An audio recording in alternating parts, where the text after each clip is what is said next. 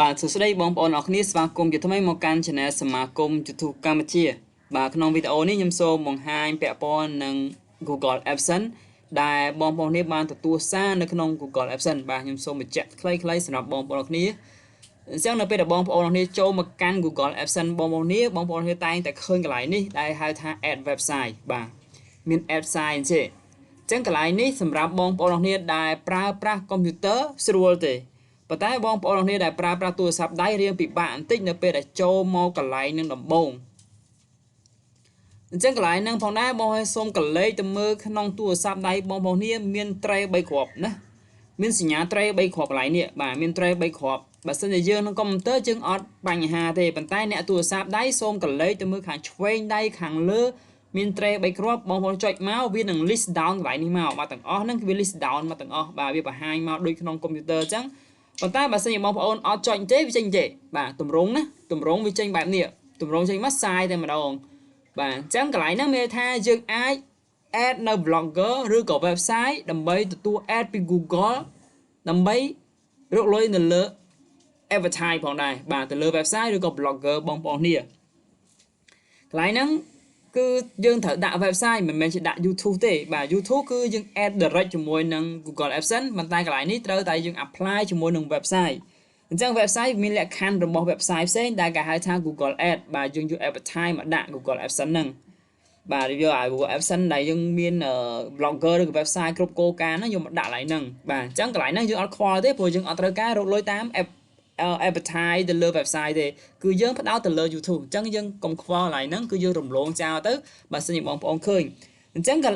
និយាយឡើងវិញគឺកន្លែងនេះបងប្អូនសូមចុចសញ្ញាត្រេខាងគ្រាប់3គ្រាប់នេះបាទសូមចុចសញ្ញាត្រេនេះបើសិនជាបងប្អូនប្រើទូរស័ព្ទដៃណា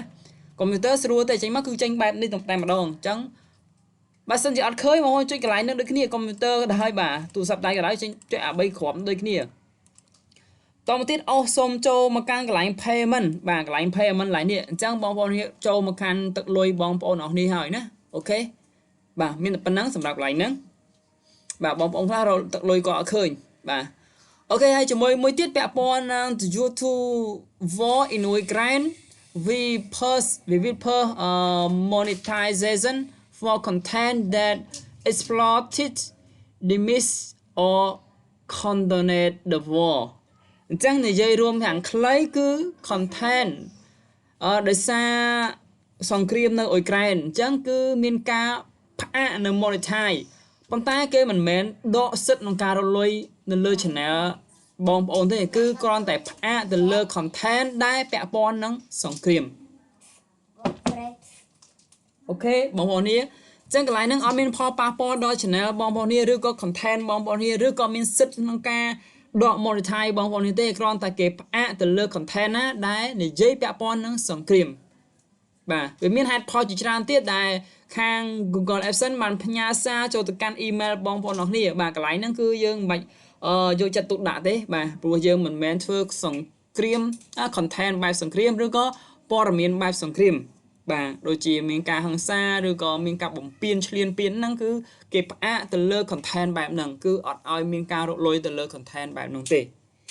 បាទអញ្ចឹងបងប្អូននេះដែលទទួលបានសារនេះគឺកុំភ័យហើយក៏មិនបាច់យកចិត្តទុកដាក់ច្រើនក៏បានដែរដោយសារវីដេអូបងប្អូននេះមិនមែនធ្វើ content បែបនោះបាទប៉ុន្តែបងប្អូននេះដែលធ្វើ content ព័ត៌មានត្រូវតែផ្ដោតទៅលើការទុកដាក់កន្លែងហ្នឹងបាទបញ្ជិះឲ្យបានពាក់ព័ន្ធនឹង content បែបហ្នឹងបើសិនជាចង់រកលុយនៅលើ YouTube ឬក៏ content បងប្អូននេះកុំឲ្យមានការផ្អាកពាណិជ្ជកម្មបាទអរគុណមានតែប៉ុណ្្នឹងទេហើយកន្លែងនេះគឺអត់មានអីសំខាន់ទេគ្រាន់តែជាការបញ្ជាក់ថា AdSense មកនេះគឺมันបានបង្ហាញនៅក្នុង